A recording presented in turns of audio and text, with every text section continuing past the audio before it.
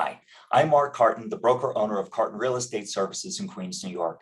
Now, every week I give a generic answer to different questions that homeowners might have as they think about listing and selling their home.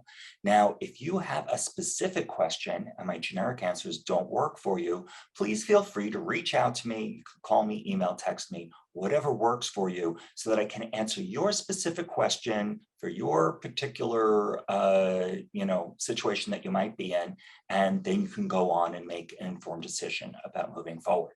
So today we're going to talk about the question is do your days on market impact your selling price? Now the answer is yes, and I'm going to touch on a lot of the different topics that I've spoken about previously. I'm going to try and do this concisely. So you put your home on the market and buyers come up with their agent and they look at the house, and the agent will give them what's called a show sheet, which is a summary of your home so that they can write notes, because they're going to see a lot of houses and they're not going to remember yours necessarily. So they say, how many days on market? How long has this been for sale? Now, if it's anything less than 30 days, that's a good answer. But if it's over 30 days, if it's 45 days or 60 or 90 or longer than that, the first thing they're going to say is, what's wrong with the house? Now, the agent most likely isn't going to know what's wrong with the house, but he understands what they're saying. This has been, for the last 2 years, a very fast-moving market. Now, let me qualify this. I'm talking about single and two-family homes in Queens. If you have a condo or a co-op, it's a different situation because there's less uniqueness to your property. Okay, condo or co-op, there's one of however many of your size or in your building that are going to be the same, and it's going to be hard for buyers to differentiate why yours is worth more or less than somebody else's. All right, so days on market to the buyer says this listing is stale or there's something wrong. And so that's why the saying that I say in almost every video, which is you want to sell for the most amount of money in the least amount of time, is more than a saying. It is impactful to you moving on. Now, I've met with some sellers who say, Mark, I don't care how long my house is on the market. As long as I get my price, I'm fine. I'm not in a rush. And that may be true. But that goes back to motivation, because what you're conveying is different to the market than what your intent is. And in turn, the longer you wait, actually the less amount of money that you're going to get, because everybody's going to want a discount because it's been on the market too long and everyone's picked over it. Everyone has chosen it not to choose that for a certain reason. And this particular buyer doesn't know the reason, but they know to listen to the crowd, because if it was super good, there would have been multiple offers. That's just the reality of it. So there's one way to avoid this, and that is to follow every step of what I've outlined in previous videos. So one is that you prepare your home beautifully, that it's super clean, that it's decluttered, that it's depersonalized, that there's great curb appeal. Second is that it's accessible, so that it is model ready and clean as often as possible, and that your agent can show it as many times as need be. So if the house is vacant and lightly staged, that's really perfect. But if you're living there, then it's available on the weekends and it's available in the evenings, and maybe it's available during the day, and you trust your agent to have a key, not necessarily to put a lockbox on it, but to have access to your home and to know that it's going to be locked up and the alarm's going to be put on, and that agent cares as much about your house as you do.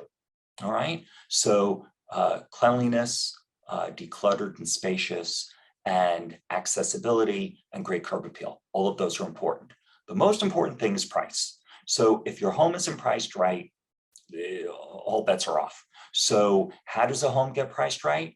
You have to work with an agent who is going to give you an overview of what is happening in your neighborhood at this moment and keep you up to date as time goes on. But you need an initial list price. And that list price has to be justifiable, because if an agent calls me up and says, where did you get that price from? well, that's what the seller thinks it's worth. And, we're going to give it a try. I could never say that. What I need to say as a listing agent is to say, well, there were 2 homes that sold down the block in the last 6 months. This house has been renovated. This house is larger. This house has an added deck or whatever it has. There has to be justification. And that justification isn't just from me to that agent and his buyers. It then ultimately, if that buyer is getting financing, this has to pass an appraisal. So it has to show through other comparative sales why it is worthy of that price and getting a mortgage so that the bank is comfortable and that they approve. So there's a method to the madness, okay?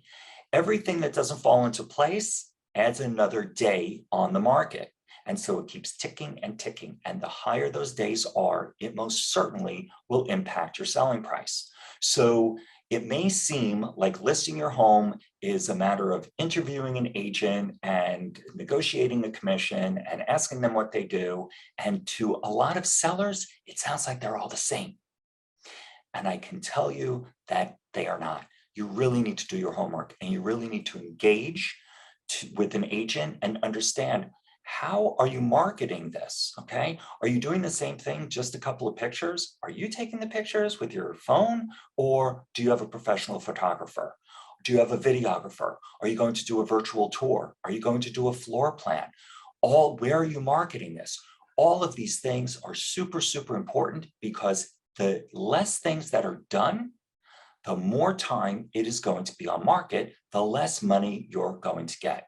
So everything you do leads up to this point, and once you get this stale effect on your home, you're cooked for the most part, unless you do a price reduction. And once you take one price reduction, it's a slippery slope to many more price reductions. So there's got to be an answer, you say, right?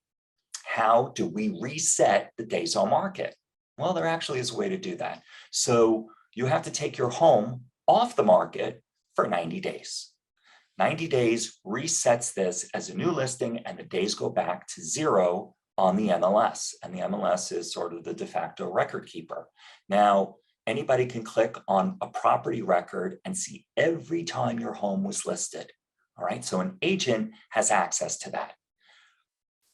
Buyers, not necessarily so. So if an average buyer is going to just look online and it says 3 days on market, they're going to think it's 3 days on market, even though it was just on the market for 6 months, 3 months ago.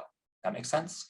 So if you are motivated to sell and you have a place to go, then you want to make sure all these steps are in place so that the process works and you can move on to your next adventure. My other slogan. So talk to an agent, get somebody who is going to engage with you and work as a team so that you really understand why steps 1 and 2 have a direct result on step 12, which is days on market and getting your home sold.